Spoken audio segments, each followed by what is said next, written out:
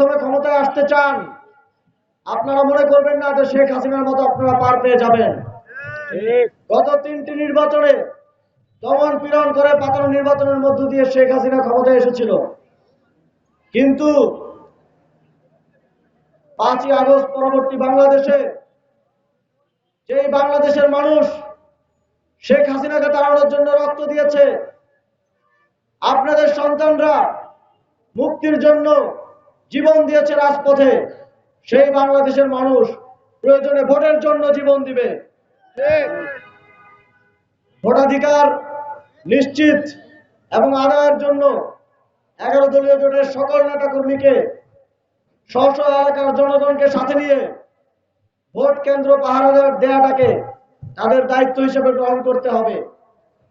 যদি আপনি আপনার নিজের এবং এলাকার মানুষের ভোটাধিকার নিশ্চিত না করতে পারেন, তাহলে আবারও আপনার সন্তানকে রাজপথে জীবন দিতে হতে পারে, তাহলে আবারও শেখ হাসিনার মতো কোনো ফ্যাসিবাদ তৈরি হতে পারে।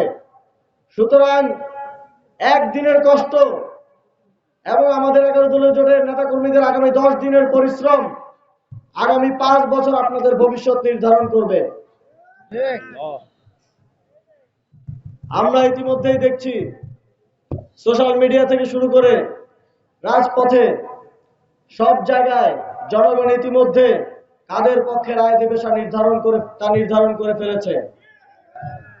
ইতিমধ্যে জনরায় কোন দিকে যাচ্ছে আমরা সেটা দেখছি, কিন্তু মানুষ আমাদেরকে আপনাদেরকে 11 দলীয় জোটকে ভোট দিতে চায়।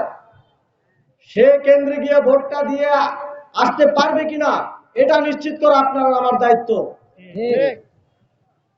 ভোট দিতে যারা চায় তারা যদি কোনো কারণে ভোট না দিতে পারে এবং এর জন্য যদি 11 দলীয় জোটের পরাজয় হয়, এটা হবে 11 দলীয় জোটের সকল নেতাকর্মীর জন্য লজ্জা। আপনারা কি সবাই 12 তারিখ জনগণের ভোটাধিকার নিশ্চিত করার জন্য সর্বোচ্চ ত্যাগ স্বীকার করতে প্রস্তুত আছেন? ইনশাআল্লাহ। ফজরের নামাজের পর থেকে ফলাফল ঘোষণা পর্যন্ত সকলকে কেন্দ্রে কেন্দ্রে অবস্থান গ্রহণ করতে হবে। আবার যাতে আগের নির্বাচনের মতো আপনার আমার ভোট অন্য কেউ না দিয়ে যেতে পারে, মরা মানুষ কবর থেকে উঠে ভোট না দিতে পারে, সেটা নিশ্চিত করতে হবে। আপনারা কি এর জন্য প্রস্তুত আছেন? বন্ধুগণ, আমরা দেখি বাংলাদেশের মানুষ জোয়ারের মতো গণভোটে হ্যাঁ ভোট দিতে প্রস্তুত হয়ে আছে। ফলে একটি দল চাপে পড়ে গণভোটে হ্যাঁ ভোটের পক্ষে বলেছে, কিন্তু তারপরেও আমরা সোশ্যাল মিডিয়ায় বিভিন্ন পত্রিকায় দেখি তাদের নেতাকর্মীরা মাঠ পর্যায়ে না ভোট চাচ্ছে। আমাদের তাদের প্রতি আহ্বান থাকবে, আপনাদের নেতা প্রতিদিন 4-5 বার করে স্টেজে গুপ্ত শব্দটি বলে, সুতরাং আপনারা গুপ্ত আচরণ করবেন না। যা মুখে বলবেন কাজে কর্মেও তাই বাস্তবায়ন করবেন, না হলে আপনাদের এই গুপ্ত কথা আপনাদের উপরে গিয়ে বর্তাবে।